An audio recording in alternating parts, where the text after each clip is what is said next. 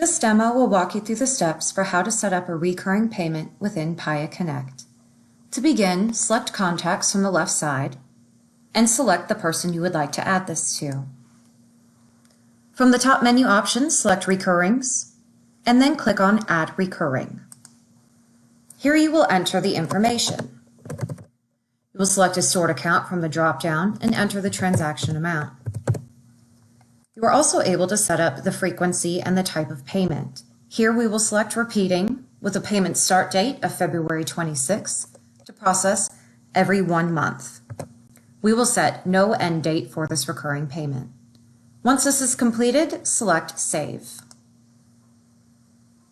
This will bring up a screen for you to review the information that you just input. Here, you will need to print the receipt so that your customer can sign acknowledging that they are signed up for this recurring payment. Once that's completed, you can select Close. You will now see the new recurring payment on the screen. You can review once again and add it as needed.